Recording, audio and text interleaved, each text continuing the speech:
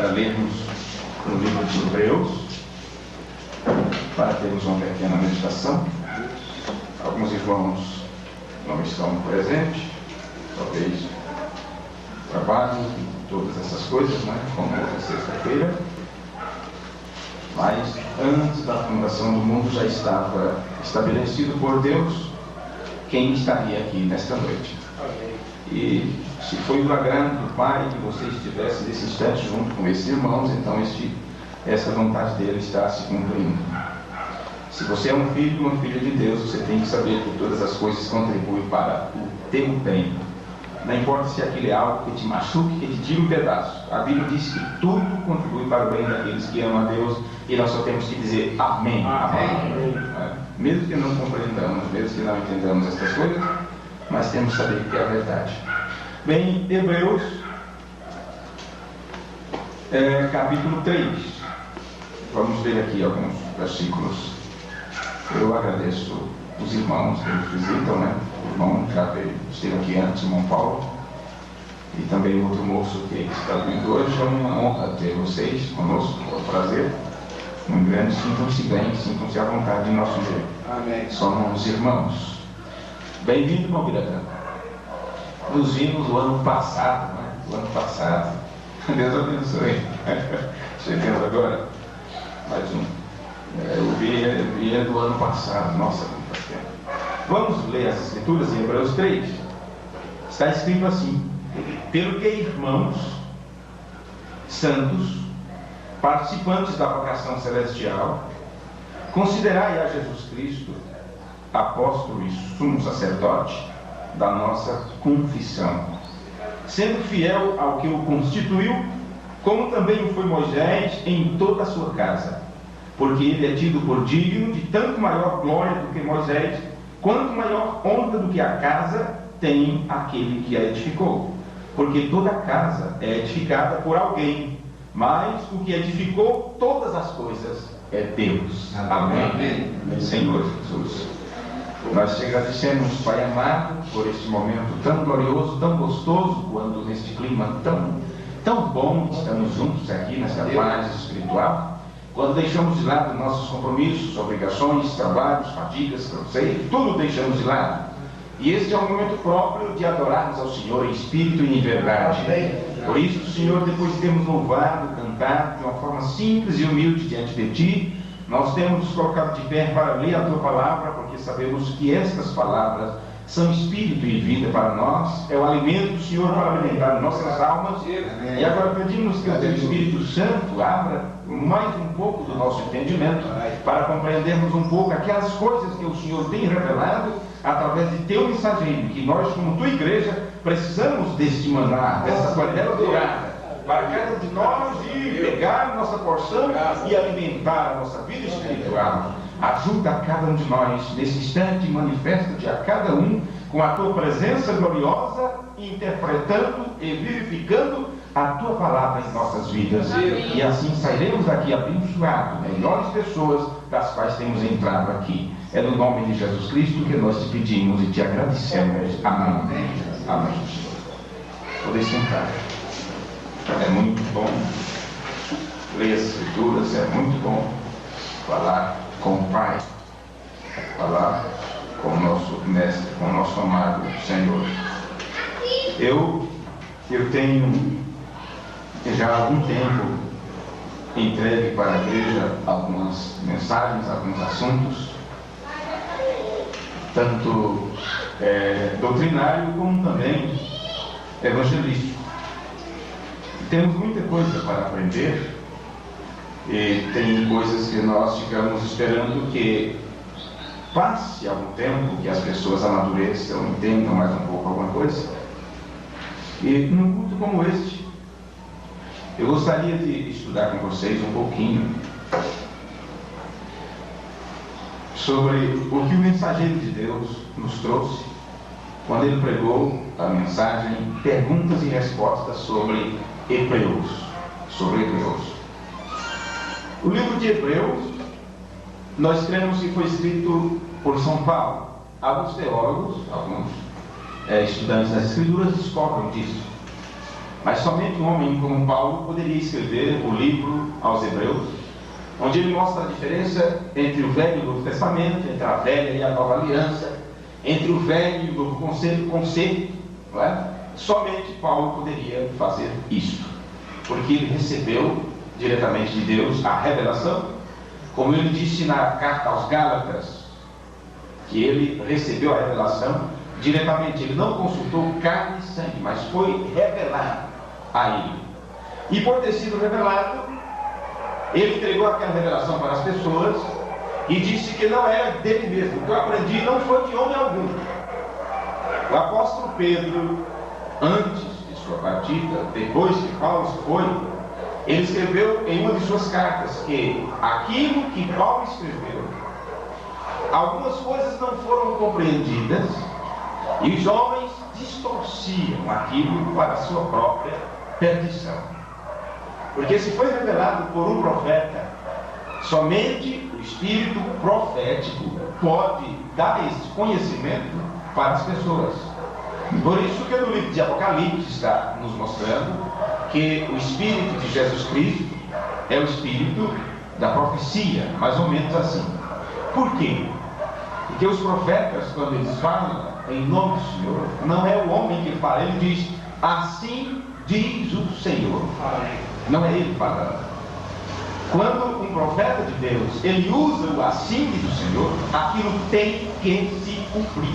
Porque não é o homem que fala, Deus simplesmente usou as cordas vocais daquele homem, Deus usou aqueles lábios para falar a sua palavra. E a prova que aquilo é Deus é que aquilo vem a cumprir-se. Não pode falhar, porque foi Deus falando através do homem. Deus falando através do homem. Então precisa-se desse espírito de profecia, que é o espírito de Jesus Cristo, para entender aquilo que foi revelado. E quando o homem e a mulher não entendem a revelação, não entendem o que foi revelado, não é porque a pessoa é mais fraca, ou não tem fé, ou não tem capacidade, ou está em problema, ou está em pecado, não é nada disso. Simplesmente porque Deus não quer que ela veja a revelação. Por isso Jesus falava em parábolas, e nós sempre, vocês há de perceber, que nós sempre estamos batendo nesta tecla. Deus sempre faz coisas propositais. Jesus falou por parábolas exatamente para as pessoas não compreender o que ele estava falando, porque não era do agrado do Pai que aquelas pessoas compreendessem a revelação. Mas os discípulos também não entenderam as parábolas, mas eles tinham intimidade com Jesus, enquanto os outros iam embora, pegavam os pães multiplicados, pegavam a saúde para o seu físico, que é assim que eles estão em busca de pão, estão em busca de saúde, estão em busca só de bens materiais, eles pegam suas partes e vão embora. Eles não se preocupam em compreender o que foi ensinado, eles não têm ouvido para ouvir o Espírito e a igreja. Mas os outros, tem aquele pequeno grupo, aquele pequeno rebanho, que não está preocupado com bênçãos materiais, eles ficam quietos, deixa, vamos dizer assim, a poeira baixar. Quando todos se vão, eles se aproximam e dizem, mestre, explica-nos aquela parábola. Eles têm humildade de dizer, eu não entendi isso. São pessoas que têm humildade de dizer, irmão, eu não compreendia isso nas Escrituras. Porque todos aqueles que acham que são sabem tudo, ele não está pronto para aprender. Ele nunca passará de fase, ficará achando que sabe tanto quanto o professor. Eles não querem, eles não perguntam, eles não querem aprender. Eles simplesmente acham que está tudo bem. E quando eles não entendem, eles não manifestam que não entenderam. Porque se eu disser que eu não entendo, vão me achar que sou bobo, que sou idiota, que sou retardado. Coisas assim. Os discípulos não tinham nenhuma dificuldade de chegar no mestre e dizer, nós não compreendemos isto.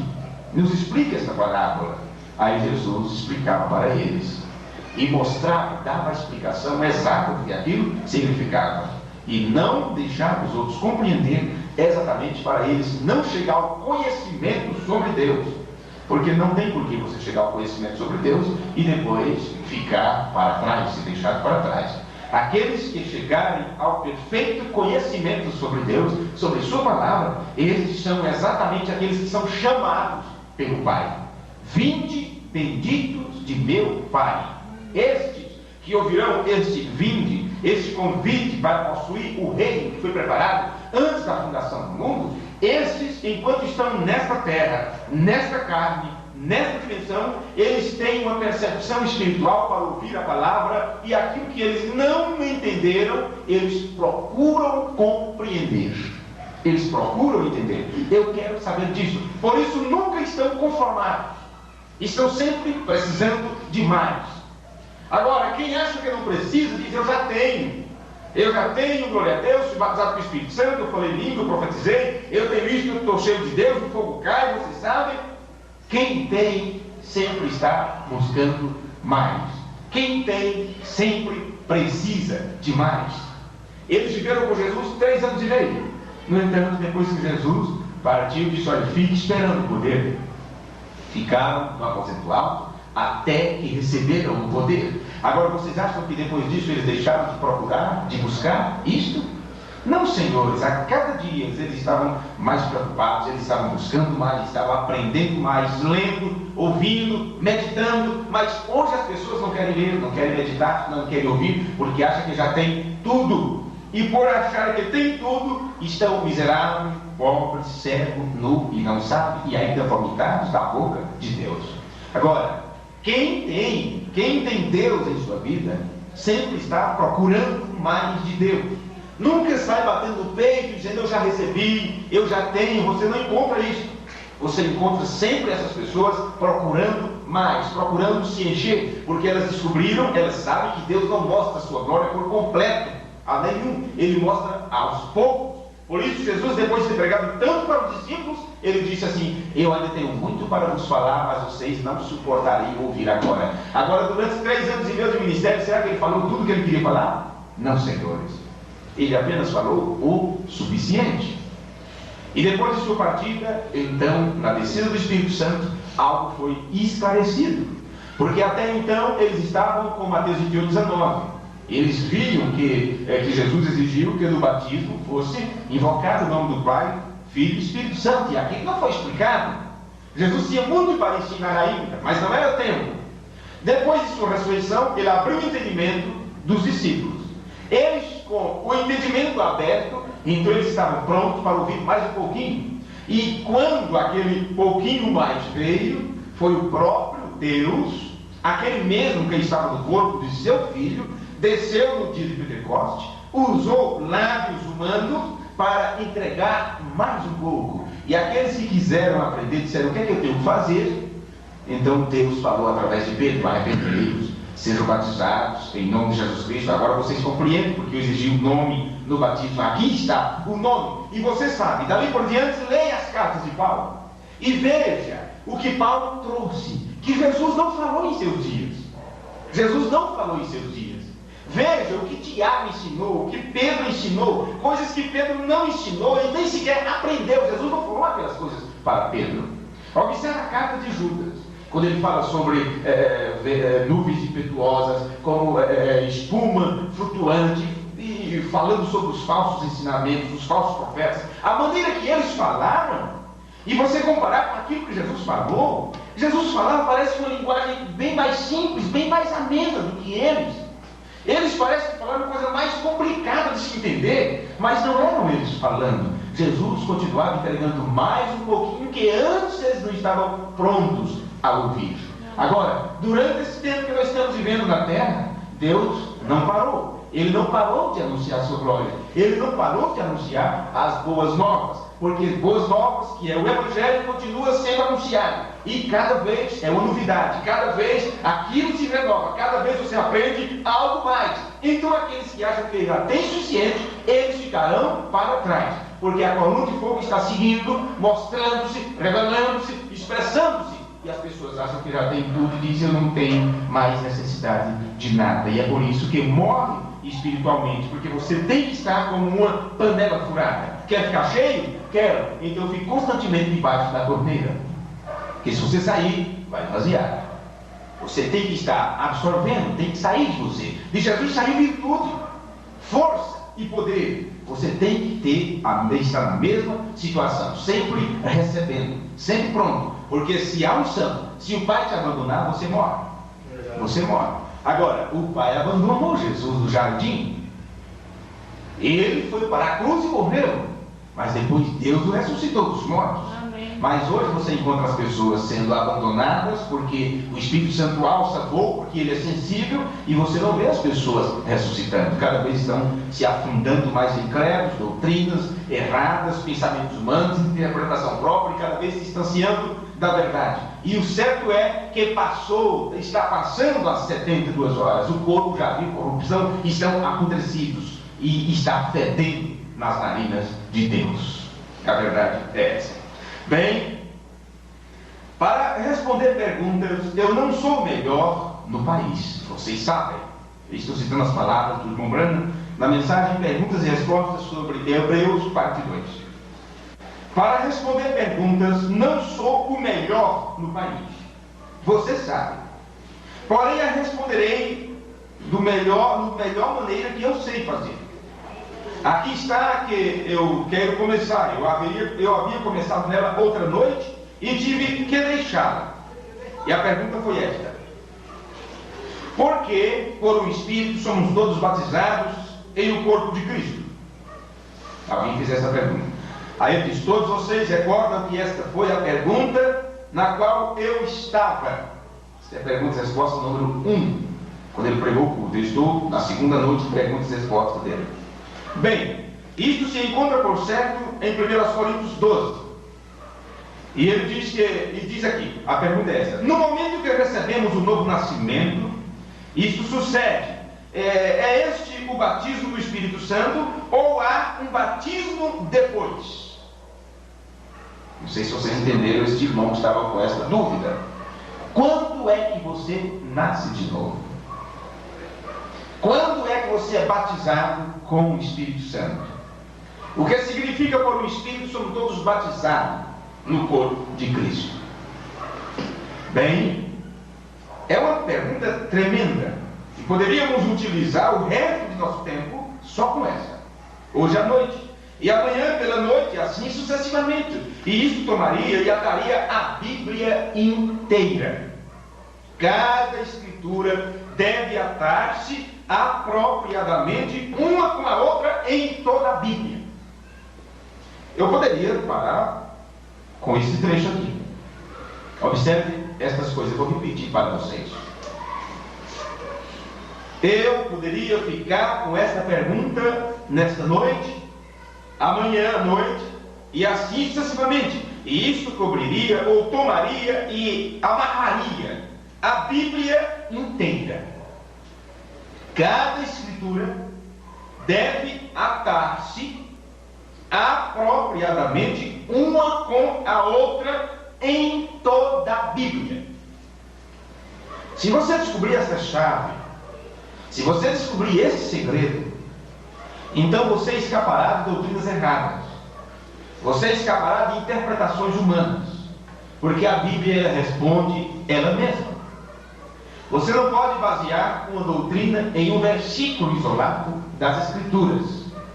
Caso contrário, você vai ficar como aquela pessoa que busca a palavra. Estou buscando uma palavra, estou buscando uma palavra. Aí, sabe, é uma coisa boa buscar uma palavra, mas isso se torna um costume. Desde que se torna um costume, vocês sabem, o costume é que mata o corpo. O senhor pescou, bota o dedo lá e lê. E Deus está falando comigo. Claro que eu sei que cada vez que você lê a Escritura, Deus falando contigo. Mas não tenha isso como costume, como os amigos, os irmãos evangélicos têm. É um costume, eles ligam no rádio: oh, irmão, tira uma palavra para mim. Porque se eles tirarem em casa, parece que não vale. Não é? Então, o outro bota o dedo, é ali que Deus está falando. Agora, não sei por que essas irmãs que cortam os cabelos, elas nunca tiram a palavra de Paulo dizendo que o cabelo foi dado no lugar do véu. Eu não sei por que esses irmãos que ainda não entenderam o que é o batismo bíblico e apostólico, eles nunca tiram Atos 2:38. Eu não sei por que esses adoradores de ídolo nunca tiram aqueles versículos. Eu não sei por que essas irmãs que usam roupas de homem, elas nunca tiram Deuteronômio 22, versículo 5. Quando diz: não esteja a roupa do homem na mulher, nem da mulher no homem, porque isso é abominação. Eu não sei por quê. Eu não sei porque esses cobiçadores de mulheres nunca tiram aquelas palavras de Jesus. Eu não sei porque esses expulsadores de demônios e fazedores de sinais e maravilhas e usando o nome de Jesus, eles nunca lêem aquela parte onde Jesus diz assim: apartai-vos de mim, vós que faz isso, sem cumprir o restante da Bíblia, em outras palavras, porque ele chama praticantes de iniquidade. Iniquidade é você saber fazer o correto e faz o errado, mas são escrituras que eles nunca tiram, porque usa a Bíblia simplesmente para aquilo que convém, e não como a palavra de Deus. Mas se você tem a Bíblia como a palavra de Deus e sabe que a escritura ela própria interpreta a si mesma, e a interpretação dela é quando ela se cumpre, veja que Jesus Cristo, ele amarrou toda a Bíblia, todo o Antigo Testamento, para explicar a situação daquele dia.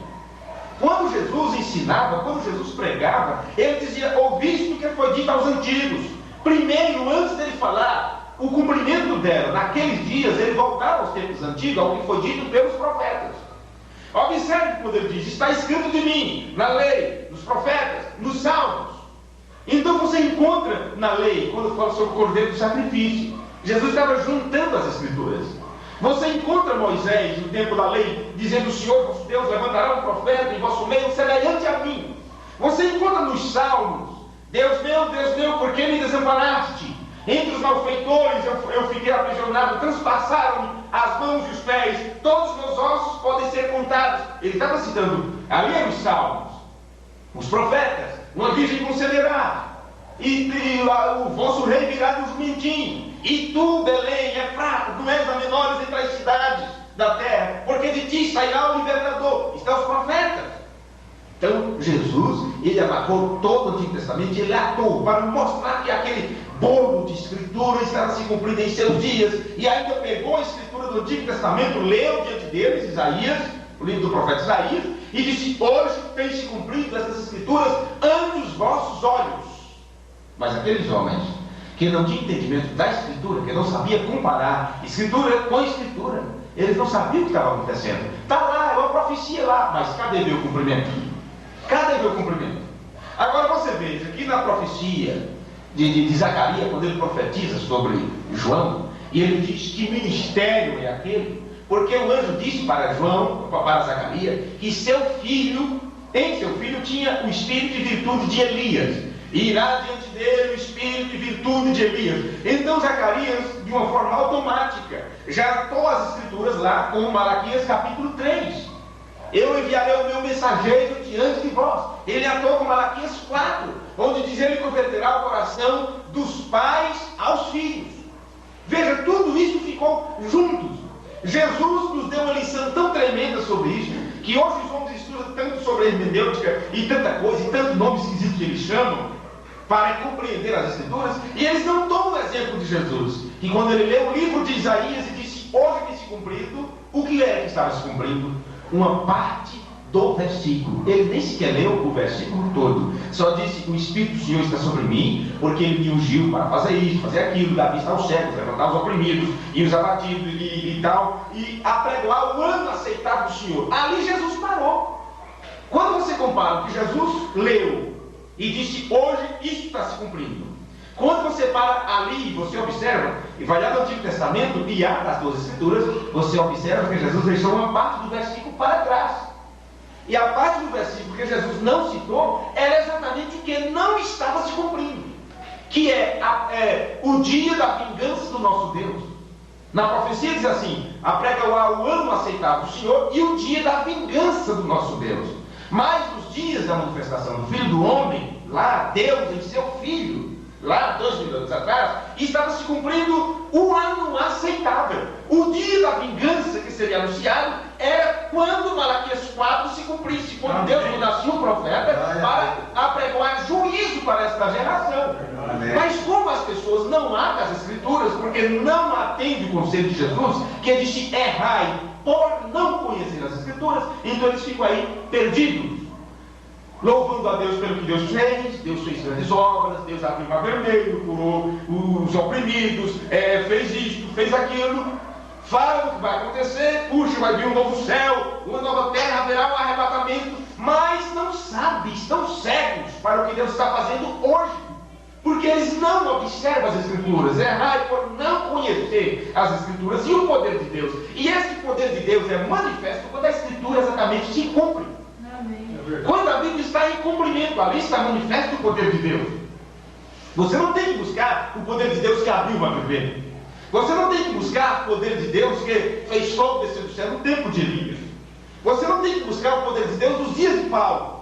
Você tem que saber como o poder de Deus está agindo e atuando para os dias de hoje. Porque foi prometido. Se Deus está realizando algo hoje na terra, aquilo está estabelecido na palavra e prometido na palavra que se cumpriria em nossos dias. Amém. Nós só temos que ter visão espiritual para levar os estudos às Escrituras. Caso contrário, seremos como os demais que não têm esperança. E por que será que eles não têm esperança? Porque eles não têm conhecimento de como Deus está atuando, como a misericórdia está sendo dispensada na terra para as pessoas. Por isso aqui está dito, olha, cada escritura, o mensageiro de Deus diz assim, cada escritura deve atar-se apropriadamente uma com a outra em toda a Bíblia. Amém. Um exemplo disso, Gênesis 1, no princípio, criou Deus os céus e a terra. Como é que você vai atar essa escritura até o Apocalipse? Você vai ter que entender que isto está estabelecido lá, isso vai ter que estar no meio da escritura e no fim da escritura. No livro de Isaías está escrito: ouvi os céus, prestai ouvidos, ó terra, porque fala o Senhor.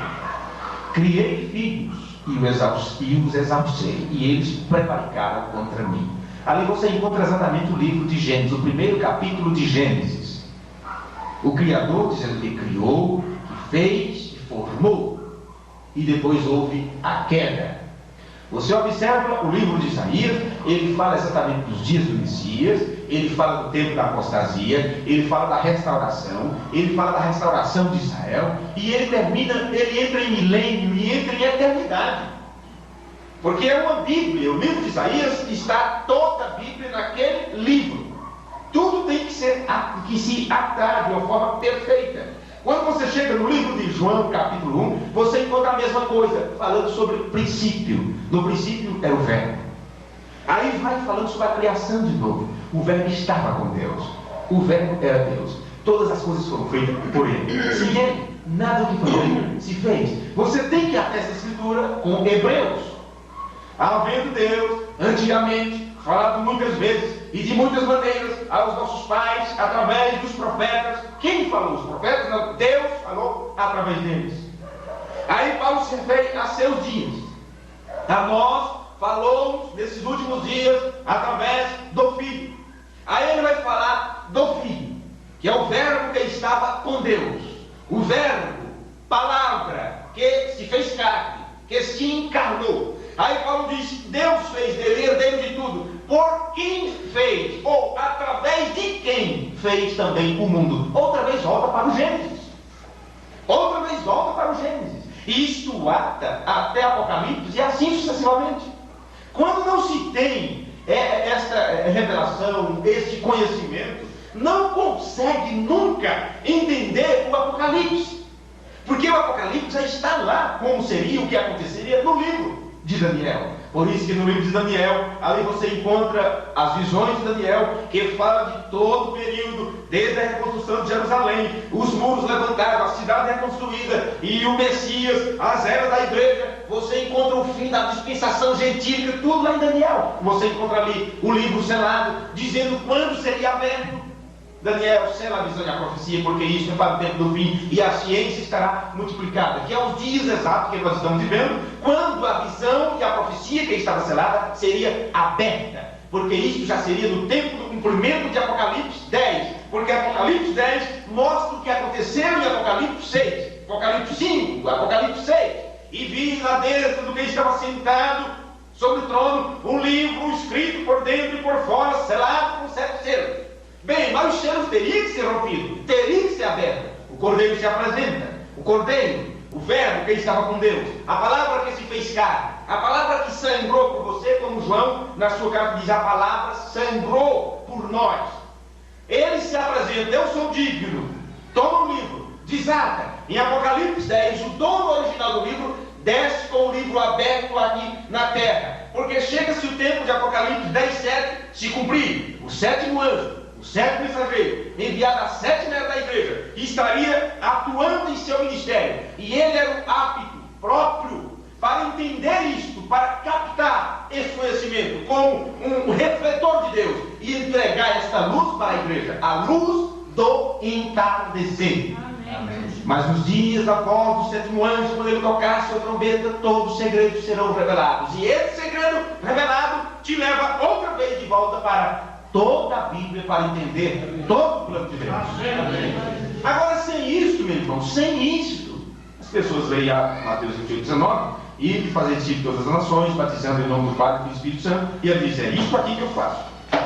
E aí as pessoas passam. Quem batiza as pessoas, digamos, um homem foi batizado há 20 anos atrás, e aquele pregador que o batizou há 20 anos atrás negou a ele o nome, porque ele nem sequer conhecia o nome. E aí muitas pessoas acham que estão batizadas e não têm esse nome. É um cheque bonito, florido, 5 ou 10, 15 estrelas, quanto você querer chamar, mas não tem assinatura, porque quem fez esse cheque, quem disse que você estava selado, quem disse que você nasceu de novo, sou uma nova criatura, porque levantou a mão e colocou seu nome no livro da igreja, quem disse isso, não sabia nem sequer do que estava falando, porque não tem entendimento aberto para compreender as Escrituras. Mas quando você ata a Bíblia, então você encontra o quê? Batismo. Estamos falando de quê? Batismo. Olha como é simples. A igreja católica vai, pega uma criancinha desse tamanho ali, coloca uns pinguinhos de água na cabeça e diz que ela está batizada. E o povo acredita. Por quê? Não conhece as Escrituras. Se conhecesse, saberia que a palavra batismo quer dizer submergir nas águas. Você tem que se afundar nas águas. Batismo você liga com as cartas de Romanos. Paulo, escrevendo aos Romanos, diz que o batismo é um símbolo de morte, sepultamento e ressurreição. Então, quando você morre, você tem que ser sepultado.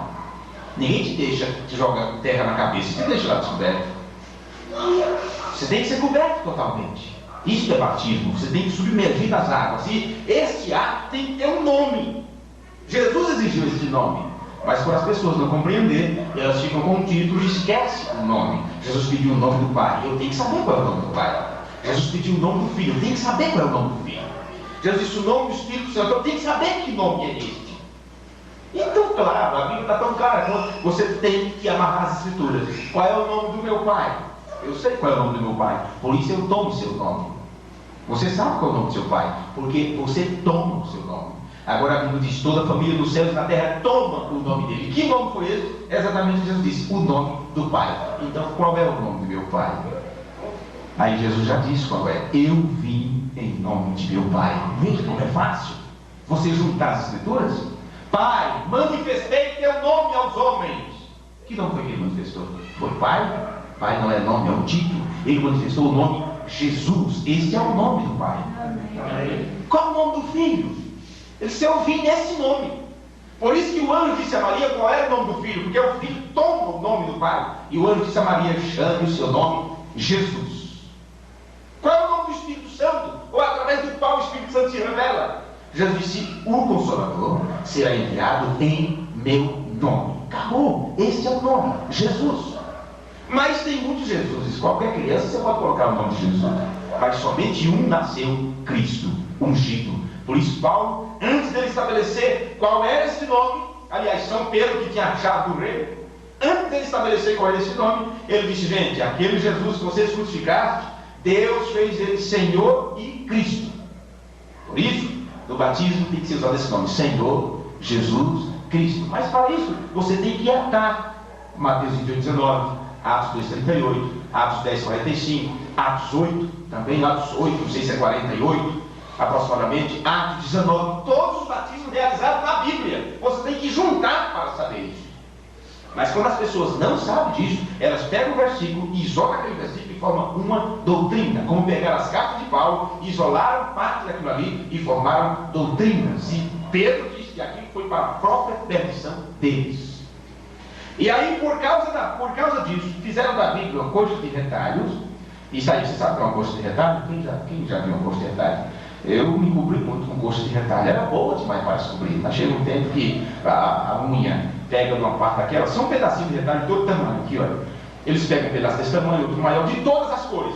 Porque não se pode comprar uma coberta completa. Então pega restos, retalhos, e sai costurando e forma aquela coxa de retalho de tudo quanto é de cor. Foi assim que fizeram com a Escritura. Aí você encontra um azul, um vermelho, um amarelo, outra misturada, um batista, metodista, católico, espírita, e sabe, presbiteriana, e renovada, e renova daqui, e aquilo outro, é tudo uma grande coxa de retalhos. Mas nós temos que saber que pegaram as vestes de Jesus e repartiram ela. Mas a túnica que o cobria, eles não rasgaram, porque ela não tinha costura. É uma peça só. Não adianta. Eles podem querer fazer coxa de retalho como queiram fazer, com versículo das Escrituras. Mas Jesus já tinha dito que a letra mata, o Espírito é que dá vida. Eles podem pegar a Bíblia, esses 66 livros, esses 1189 capítulos, e formar 2.000 e tantas religiões, já está chegando quase 3.000 por aí afora.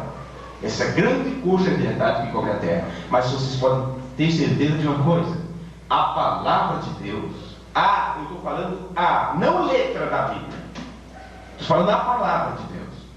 A palavra de Deus, ela não está repartida, ela permanece a mesma, apontando para Jesus Cristo, o mesmo ontem, hoje e eternamente. Amém. E qualquer quem quiser se cobrir com essa vestidura da palavra, ele tem exatamente que cumprir isso. Esta pergunta que fizeram para o mensageiro: o que seria por um Espírito sendo todos batizados? Como é que é isso? Porque só existe um batismo, existe um só batismo, e está falando exatamente do batismo do Espírito Santo.